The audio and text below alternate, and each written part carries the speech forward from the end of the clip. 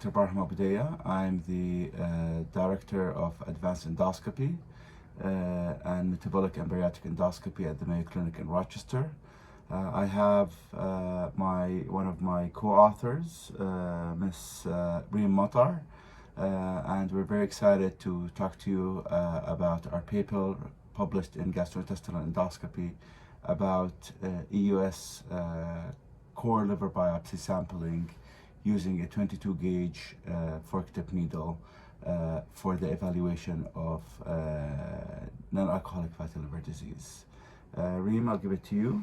All right, great to be here. So for the first question, why did you feel a need to do this study? Well, metabolic disease such as fatty liver disease and obesity are becoming ubiquitous in our society.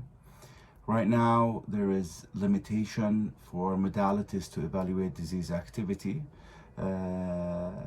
Precisely that fatty liver disease tends to be a patchy disease, and percutaneous techniques that are not image guided could have sampling error of the liver for evaluation of this disease. In addition, I believe endoscopic ultrasound offers a great modality to not only evaluate the liver, but what's happening in the liver. Basically, it's a surrogate of what's happening globally as far as fat metabolism. So a fatty liver correlates to fatty pancreas, correlates to inflamed visceral adipose tissue. And I thought that we're heading toward an era where we're going to have a metabolic bundle or classification by endoscopic ultrasound. In addition to this classification, we could, with high fidelity, sample the liver under image guidance, where we could target fatty areas and take a nice core sample of the liver that is more representative of the disease activity. So that's reason number one, is I thought that EUS-guided liver biopsies should be a gold standard as far as sampling the liver. Number two is we wanted to evaluate the adequacy of EUS-guided liver biopsy in obtaining representative and sufficient tissue for the analysis that we need. And we thought a NAFLD would be a great case model for this because NAFLD has an established histological scoring classification using the NASH activity score. It also has a fibrosis grading scale as well. Therefore, it would serve really as a nice homogeneous surrogate to evaluate how well EUS-guided liver biopsy could perform against established standards and scales. So if we could demonstrate feasibility, then the same will apply for other chronic liver diseases that involve the liver parenchyma, such as hepatitis B, C, and autoimmune diseases as well. Great, thank you. For the second question, what does your study add to the existing knowledge? Our study adds two important findings. Number one,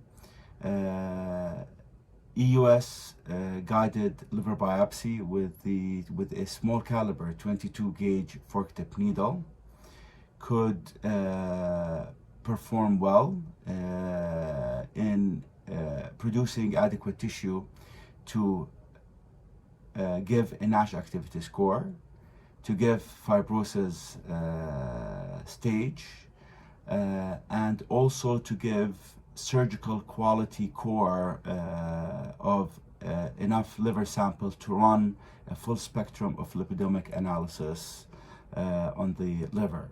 So we established that even with a smaller caliber 22 gauge needle in a prospective study with a clear disease process with established criteria, we're able to get enough tissue to not only fully evaluate NAFLD histologically, but also to perform second generation lipidomic analysis on the sample with high fidelity.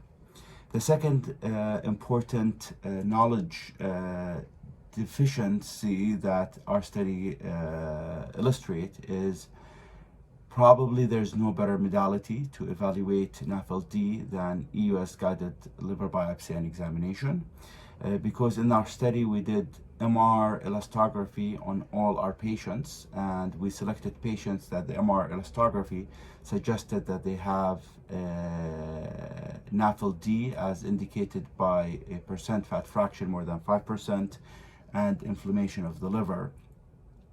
But about 13 cases were classified as no fibrosis based on MRE, and we found that when we did the EUS-guided liver biopsy that these patients or these cases have early fibrosis. So what we showed that despite that there is a nice correlation between EUS-guided liver biopsy and the score provided by MR elastography as far as liver stiffness, that the EUS-guided liver biopsy was more sensitive in detecting early fibrosis, and this is, as you know, a key finding because the NAFLD with NASH or with steatohepatitis and early fibrosis is a very aggressive disease that needs to be classified and treated appropriately. Great. And our final question here is, what should come next? What should come next? I believe EUS provides an excellent modality for evaluating metabolic disease. I think we're going to be in an era where we're going to look at a metabolic bundle that comes from endoscopic ultrasound, where we evaluate the health status of the pancreas as far as fat infiltration, the health status of the liver also as far as fat infiltration and early fibrosis, and also we're going to be able to look and evaluate visceral fat and sample that, because this is going to be the next level of investigation. Is what's happening in the visceral fat is probably impacting what's happening in the liver and the pancreas.